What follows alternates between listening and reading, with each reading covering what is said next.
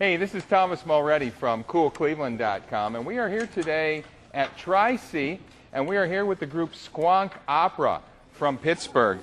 And welcome to Steve O'Hearn and Jackie Dempsey. Welcome back to Cleveland, I should say. Yep. Thank you. About 16 years ago. We presented you as part of the Performance Art Festival, and you've gone on to be famous. You've been on Broadway, right? You've been all around the world. Yeah. What was that like, being on Broadway? I mean, you were off Broadway for a while first, right? And then somebody got the bright idea that they could make money doing a Broadway show. Actually, yeah, and we weren't planning on going on Broadway, nor did we want to go on Broadway, but all the off-Broadway houses were full. Oh.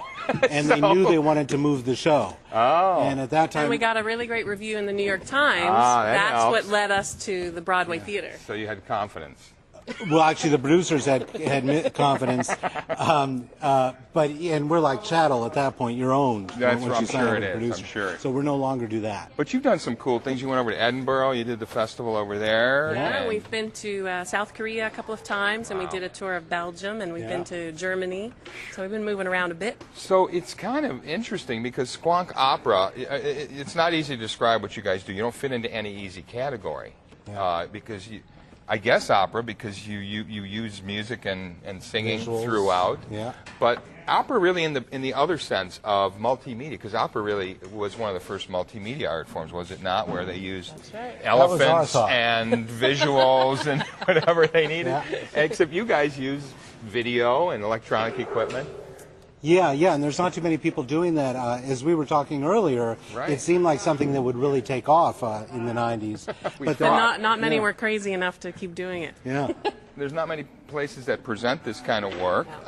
They don't know how to describe it or talk about it. How do you guys describe it? Because I love the fact you come from the Midwest, you come from Pittsburgh, and you say we have to compete with football and with Catholic Church, basically, and what, beer-fueled bar bands? Is that how you put it? Yes. That's Steve's colorful writing. I love that. Our thought is the world out here is so different than New York City or one of the big cosmopolitan centers because you aren't competing against Wooster Group and the other multimedia groups out here. Out here you're competing for attention with something like a football game or a St. Patrick's Day parade. Exactly. So, and our taste kind of ran that way toward the loud and spectacular and shameless and funny.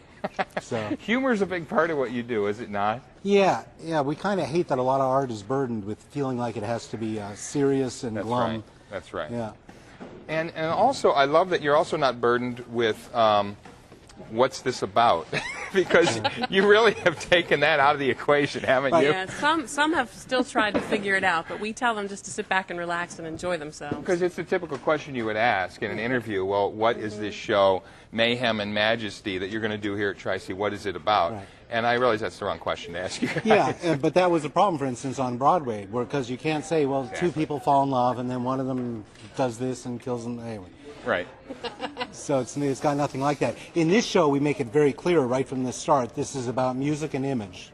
Don't worry about the rest. And it really is about just sitting back and going for a ride. But yeah, and the hope is that an audience is smart and gets engaged and fills in the blanks in any way they want to. It's not like we have a point we're trying to get across. Talk about what you do employ, though, in your work. You've got this really interesting instrument behind you here, Steve, that you were playing earlier. That's a Tyrolean trumpet. There used to be a Tyrolean many-belled trumpet. There used to be a whole band playing them. It's ridiculously inefficient because there's one note for every horn. Instead of having one horn with holes in it, each horn's a different note. So it's a lot like a semi-truck horn or a train horn with metal reeds. And this one happens to be broken, which is why the song you just heard only had me on one note. It's kind of limiting. Yeah. But you use He does a lot with that one note, though. He does a lot. And you use accordion, right? I mean, you're using electronic instruments. Talk about some of the interesting instruments that you guys use. We have, Kevin, our drummer over there, setting his stuff up. He does it. He uses a lot of interesting things. He's got, I don't think it's up and running, but he's got something called a Zen drum, which he wears and plays melodically. He's our drummer, but he does a lot of melodic stuff. He has all these round triggers on his Zen drum, and he can play a whole song all by himself. That's sweet. And he's got other electronics he uses. He's got his regular drums. That's right. He doesn't need the rest of us. No. And Steve's got a wind synthesizer, And sax and flute. sax and flute. And this is a toilet plunger here. That's Of what course, I that's You're nothing the without logical that. thing there. So that's really plugged in, and it's So I'm basically a driving trigger. a synthesizer, but it's reading my lip pressure and breath pressure. I'm really I blowing see, through it and I pressing it see. with my lips, so it's a lot like a sax or clarinet, but with any sound you want. Anything you want to plug into it, right? And I get to play my keyboard. I have a couple little keyboards that I play in odd places. I have Strange. I see you've ladder got one mounted up yes, there. Yeah. up high in the air, and then the one down on the ground with these poles going across. Sure. We have it gets lifted up, and I play it while it's in the air, and they lift it up over my head, and Over they your head. swing it and sway it back and forth. So you can check out David's pedal set up here. I see this because he's got for guitar. He's got quite the rig here.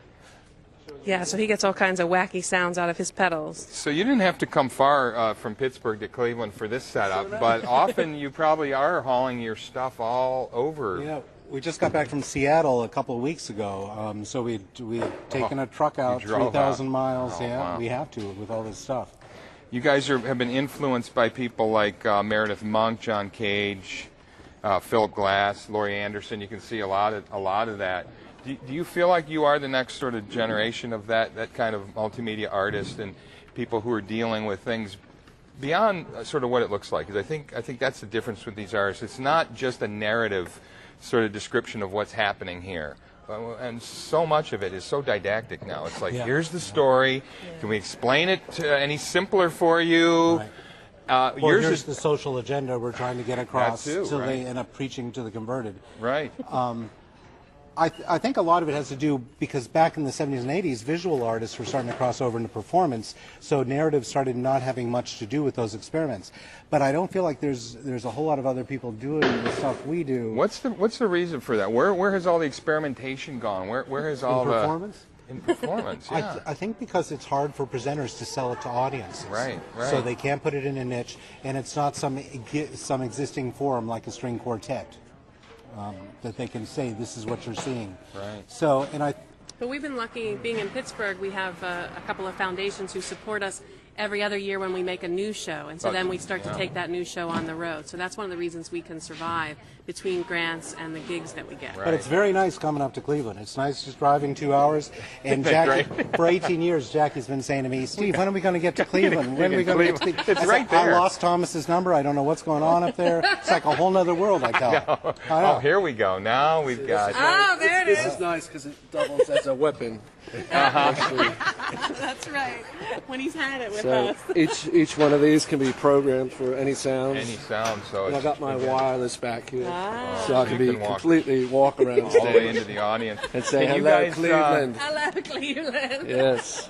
Exactly. A little spinal ready. tap. Can you guys do another few seconds of something for us? Take us out. It's Yep. been so great to see you guys again. Thank you. We're And- happy to be here. It's great to see you in There's Cleveland and the full show. I cannot wait to see the full Squonk Opera. We're excited. Hey, Going on. nuts. It's all you. Oh, and do you want to, Autumn? Do you want to introduce everybody while? Oh, yeah. That's a good Because I don't think we heard from. I'm Autumn Ayers. Right, and on drums, Kevin Kornicki. Kevin, and on Masterful. guitar, Mr. David Wallace on guitar. wonderful. Steve O'Hearn on the wind instruments. Several kinds. Several, And Miss Jackie Dempsey, our composer, wonderful. on the piano. All right. So, how do we do this? What are we doing? Yeah, give us our key. Momentum.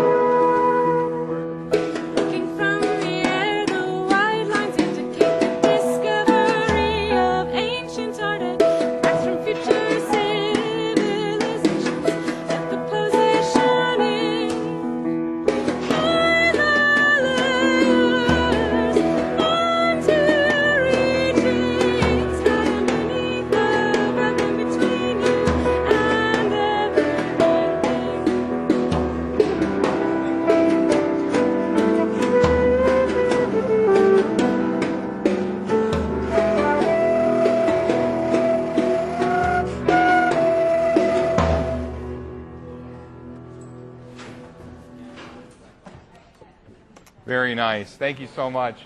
Hey, this is Thomas Mulready from CoolCleveland.com. Have a great week in Cool Cleveland.